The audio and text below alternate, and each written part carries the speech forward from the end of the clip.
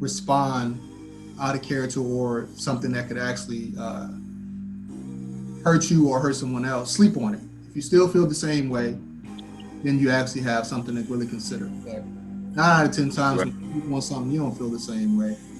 It's kind of like use this as an example.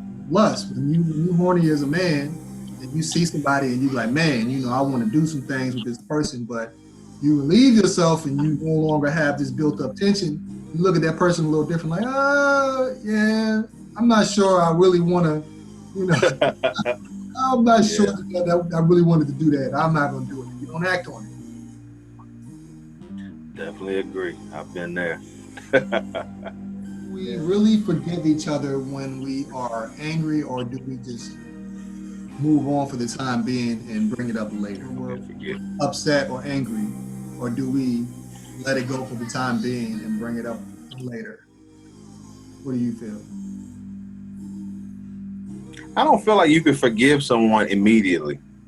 Okay, Like explain. it takes time, or yeah, I say it takes time. Like you can, because normally initially whatever the situation is, when it does happen, okay, your emotions everywhere, you just flare it up, boom, you there. If you're you're angry about something, and you can't, I don't believe you really can forgive someone while all these emotions are everywhere, because you don't even understand what's going on. Like your mind is racing so fast, and a lot of times you will probably react in ways that are, like you said before, out of character.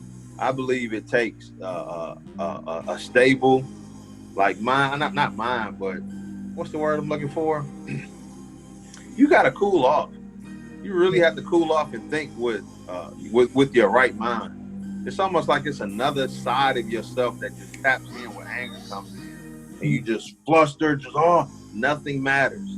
It's like you just act really reckless, and it just, you say whatever you want, whatever. But it's a certain action that has to happen for you to get that way. And in order for you to get back to where you were, you have to let all that stuff go, calm down, and then at that point, then when you really look at it and say, okay, this is what happened, and am I willing to move forward with it? Can I accept that this happened? And a lot of times for us as men, pride gets in the way as well. And it's just like, nah, I can't let her do me like this. She think I'm a sucker. I'm about, no, no, no. But it takes a level-headed mind to even make those type of decisions, at least to me. Yeah, I agree with you. For men, I do feel like pride plays a big part in forgiveness, and it's not usually how we feel about our pride. It's usually how we think somebody else might look at us, or Exactly. and that's crazy. Whereas I feel like women, on the other hand, they'll say they sometimes they say they forgive me, sometimes they don't. But the ones that do say they forgive me, I honestly don't feel like you really forgive anybody, because if something similar to that happens down the line, it automatically brings that situation back. So if you're holding that in the back, waiting to pull it up anytime anything similar to happens to that, then you haven't really forgiven it. You can say I forgive him, but I didn't forget because I won't let it happen. But it causes you to react totally different to a similar situation, not the same situation, but a similar situation. So that means that you really haven't let go of how you feel about that situation. So me personally, I don't think we forgive. I just think we kind of let go for the time I being. agree. Because it's almost like we as people, we feel like we have to give it a title. You know what I mean? I feel like the title that we do give it is the word forgive. And But nobody can fact check that. You say I forgive you. Who can say whether or not you lying or telling the truth? you can't. And the only way you can really tell is just how you move from that point on. Exactly. And then most of the time, you as a person, you got that in the back of your mind. You got to tiptoe around that, and you have to create and be a whole nother person. If certain personality traits have to change for you to tiptoe around that truth, you know what I mean? Yeah, true. I agree. Are there lines you should not cross in an argument, or is all fair in love and war? Thank Do you feel there's lines you wouldn't cross if you were arguing, with your partner? Or are you one of them people that when you see red, you know what I'm saying, hey, you bound to say anything. Everything's on the table. Nothing's nothing's off the table. I try not to be that person. Okay. But I feel like we all feel that way, but we compromise as well, um, for the sake of the relationship and just out of respect for the other person. You know, it's cool to be honest, but I think sometimes it depends on the personality of the partners. Because I can say I'm very honest and very open sometimes, to the point where it may be a little bit too much for the other partner. They be like, "Wow, you really said that?" And I'm like, "Yeah," because that's just how I felt. But looking at it afterwards, I'm like, I probably shouldn't have said that. I probably shouldn't have did that. Because you don't forget those words.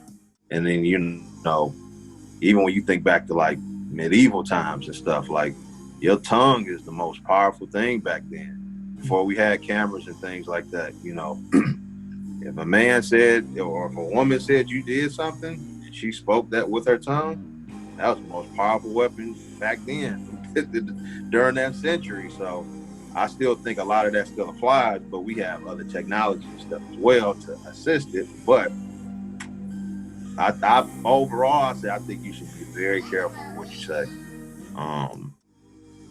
just because you never know how that will come out and how that will affect the other person. Even if it is true, no matter what, truth is never an easy pill to swallow. But I say tiptoe around it. You can do a little sprinkle, a little there, a little salt, man, a little bit, but I wouldn't get too deep into it like that, because it can hurt you in the long run. And just know that, like, just knowing the power of your tongue is very important, because you can potentially ruin the whole relationship, whether it be woman or with another man, whatever, like that. Any type of relationship. I agree. I agree. That goes back to what we said in the beginning. It all depends on, what you're invested or how you feel. Or do you see yourself with this person in the long run? Because if you don't, you're not going to care what you say or what you Nah, do. not at all. So we go from You there. really reckless then. Oh Like, yeah. what? Oh yeah. Out of here. Crazy the things people let you know where you stand with them real quick. When it comes to when they mad at you. You Oh, want to yeah. know. And I feel like that's one of the reasons why a lot of people like to get people upset, because they feel like that's when the truth comes out. But if you're dealing with a real person, a real genuine person, they're gonna give you the truth. They don't gotta be mad. So. Oh, yeah. But that's what some people seek for. They want to seek the truth by any means. It don't always work out in their favor though.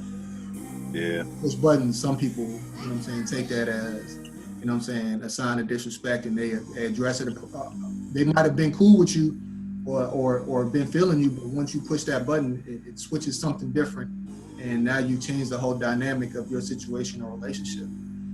Oh, yeah. It's a slippery slope.